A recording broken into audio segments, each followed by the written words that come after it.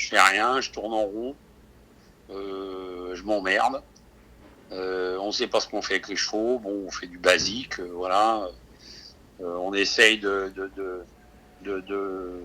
on essaye de passer le temps, voilà. Mais je sais pas, c'est pas notre truc, quoi. Notre boulot, c'est d'aller aux courses, quoi.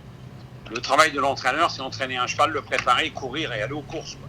Je veux dire, préparer un cheval, ne pas le courir, le repréparer, pas courir et travailler tous les jours et pas courir. Enfin, pour moi personnellement, c'est pas mon truc, quoi. J'ai l'impression de faire du pré-entraînement. Sincèrement, ça m'amuse pas beaucoup. Mais bon, voilà. De toute façon, on n'a pas le choix. Là, il faut faire baisser la pression, quoi. Je veux dire, la pression, il ne faut pas la remettre maintenant, quoi. C'est là, si on commence à y voir un peu plus clair vers le 15 avril, là, il faudra remettre un petit coup de pression gentiment. Maintenant, c'est toujours pareil. Il ne faudra pas être à 250% pour les préparatoires. Je parle des bonnes courses et les groupes. Hein. Je ne parle pas des courses standards. Mais pour les bonnes, c'est pas le moment de les avoir.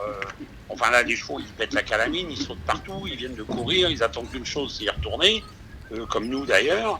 Mais bon, là, il faut leur dire, pop, on a le temps. Mais ça, c'est assez compliqué. Hein. C'est assez compliqué de garder des chevaux en pleine condition physique. Alors qu'ils sont pas fous, les chevaux, ils savent très bien. Hein. Enfin, ils calculent à peu près. Hein.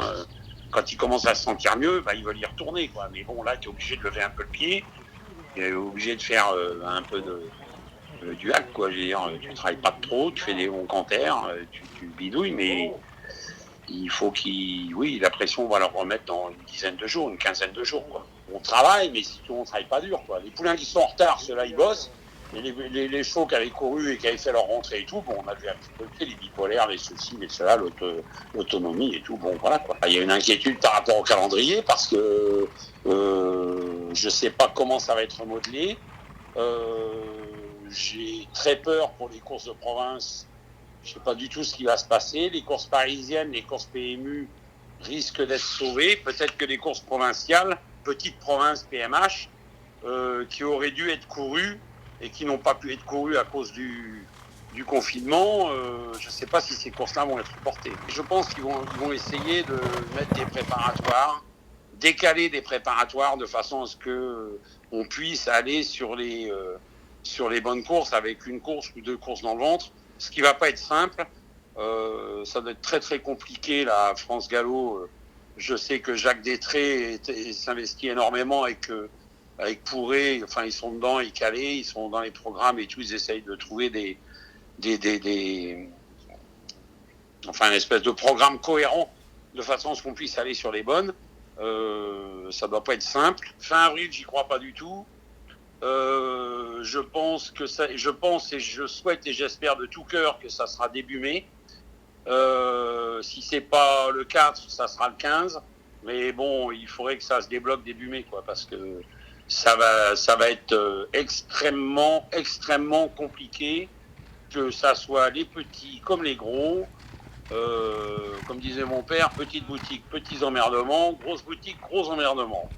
Donc tout ça, on est tous dans la même galère. Ce qui serait bien, c'est que ça reparte début mai, oui.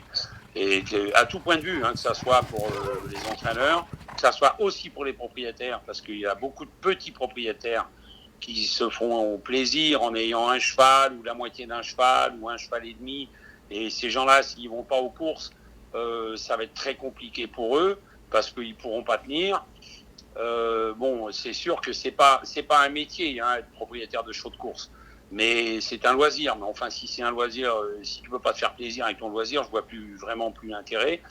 Moi, là où je suis très inquiet, comme je disais, c'est pour les courses PMH, parce que ces petits, c'est pas péjoratif ce que je dis, mais les petits propriétaires et les petits entraîneurs qui espéraient courir, par exemple, sur des hippodromes comme Angoulême, Royan, Machecoul, Mort de Bretagne et tout.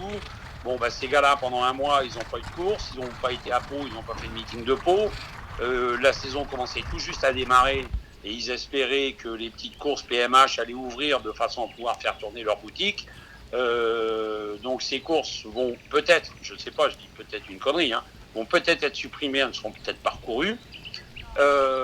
Et si elles sont recourues, nous on a tellement de stock qu'on va avoir des chevaux en retard de gain et puis on va déclasser et on risque d'être en concurrence directe avec eux.